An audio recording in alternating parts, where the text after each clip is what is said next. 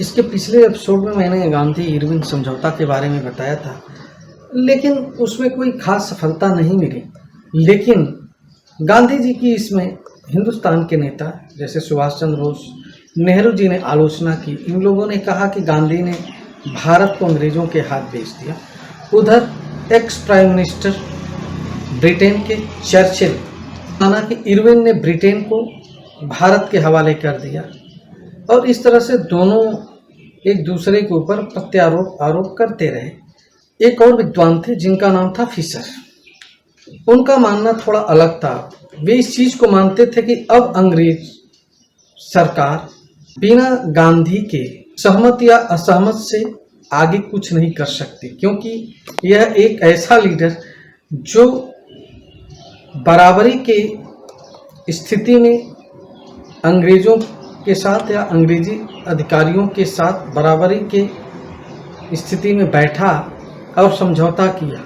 इससे एक फ़ायदा हुआ कि जो आम जनमानस था, कांग्रेस उसका प्रतिनिधित्व करने लगी। ऐसा लोगों के अंदर विश्वास आ गया। अब इधर सन 1931 में कराची में कांग्रेस का एक अधिवेशन हुआ। इसमें गांधी जी को काले झंडे दिखाए गए। काफ़ी आलोचना भी हुई, क्योंकि उसी समय गणेश शंकर विद्यार्थी को कानपुर में शहीद कर दिया गया था। उसी समय सरदार भगत सिंह, राजगुरु, बटुकेश्वर दत्त और बहुत सारे जो क्रांतिकारी थे उनको शहीद कर दिया गया था। अतः आम जनमानस में एक रोष था कि कांग्रेस और जो अन्य लीडर थे वे इसमें कोई इन लोगों को बचाने में सहयोग नहीं किया। गांधी जी को इसमें जनता एवं बहुत सारे लोगों का आलोचना भी झेलनी पड़ी। अब भारत में एक नए वायसराय लॉर्ड वेलिंगटन को नियुक्त किया गया सन 1931 में, और ये कांग्रेस को कुचल देना चाहते। ये एक ऐसे नियम को लाना चाह रहे थे जिससे भारत कई खंडों में विभाजित हो, जैसे सांप्रदायिक प्रतिनिधित्व, धर्म के आधार पे, जातियों के आधार पे बांट देना। और वहीं से शुरू हुआ कि जो सेना में भी जो सिस्टम थे, भारतीय सैनिकों को अलग अलग कास्टों के हिसाब से बांट करके ब्रिगेड बना, ताकि वे भी इकट्ठा ना हो सके। और जब ऐसा प्रतिनिधित्व का प्रस्ताव द्वितीय गोलमेज सम्मेलन के लिए लॉर्ड वेलिंगटन ने गांधी जी को उत्साहित किया, तो गांधी जी इस पे काफ़ी दुखी हुए और वे आमरण अनशन पे चले गए, क्योंकि वेलिंगटन चाहते थे कि जो अछूत हैं उनको अलग से प्रतिनिधित्व मिले। गांधी जी को लगा इससे पहले आपस में ही लोग लड़ेंगे और देश आज़ाद नहीं हो। अतः उनसे मिलने के लिए पूना में बहुत सारे हिंदू नेता एकत्रित हुए, जिसमें सरोजनी नायडू, घनश्याम दास बिरला, डॉक्टर VR अम्बेडकर, सरदार पटेल उनसे मिले। और डॉक्टर बाबा साहब अम्बेडकर ने उन्हें भरोसा दिया कि हम लोग एक रहेंगे। तो उसके बाद गांधी जी ने अपना अनशन तोड़ा। ब्रिटिश गवर्नमेंट ने गवर्नमेंट ऑफ इंडिया एक्ट 1935 पास किया, जिसमें धर्म के आधार पे प्रतिनिधित्व देने का वर्णन किया गया, जिसका काफ़ी विरोध हुआ।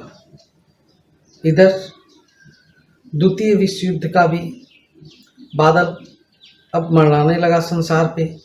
अंग्रेज़ों को फिर एक सहयोग की आवश्यकता पड़ने लगी। इधर मुस्लिम लीग ने कुछ पाकर के कुछ देने का निर्णय लिया।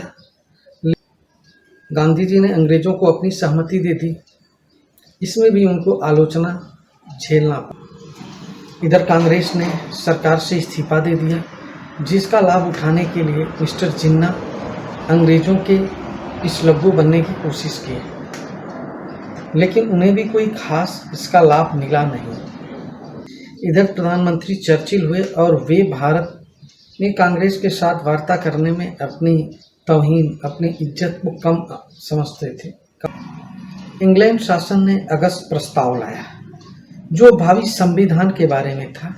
इधर गांधी जी भी अब काफ़ी दृढ़ संकल्प ले लिया था कि अब आज़ादी के सिवाय और कुछ नहीं चाहिए।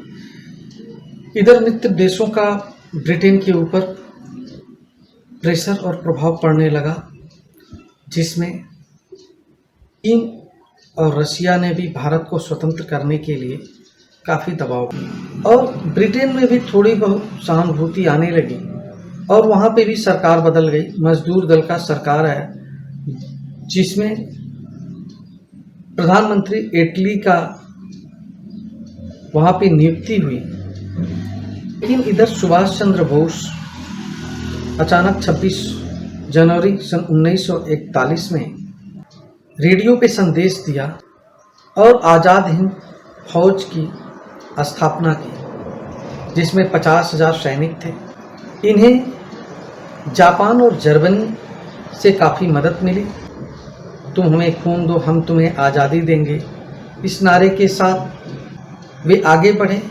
सिंगापुर में सन 1943 में एक बहुत बड़ा जुलूस का नेतृत्व किया और अंडमान निकोबार जापानी सेना के सहयोग से कब्जे में ले लिया।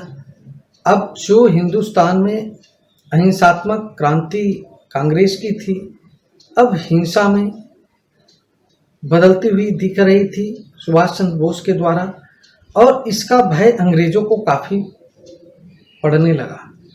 इम्फाल तक आज़ाद हिंद फौज की सेनाएं पहुंच चुकी थी, लोग जुड़ते जा रहे थे। लेकिन द्वितीय विश्व युद्ध में जापान की हार की वजह से आज़ाद हिंद फौज को क्षति हुई और कुछ लोग मानते हैं कि सुभाष चंद्र बोस का एक हवाई यात्रा में निधन हो गया। अतः उनके सैनिक जो आज़ाद हिंद फौज के थे उनके काफ़ी यातनाएं बढ़ गई। Captain Sahgal, captain Shahnawaz, lieutenant Gurbakhsh Singh, इनको जेल में डाल दिया। अतः जो आम जनमानस था वो और ही रोष में आ गया। इधर प्राइम मिनिस्टर इटली अब एक समाधान चाहते थे, एक दीर्घकालीन हल निकालना चाहते थे कि सरकारें, देसी रियासतें हिंदू एवं मुस्लिम के अलग अलग मतगणना के भी समर्थक, संविधान से निर्माण से संबंधित था। और इस तरह से एक जो हिंसात्मक दौर शुरू हुआ वह काफ़ी ही दुखदायी रहा हिंदुस्तान के लिए, क्योंकि यहीं से अब लगने लगा था कि हिंदुस्तान और पाकिस्तान अलग अलग होंगे।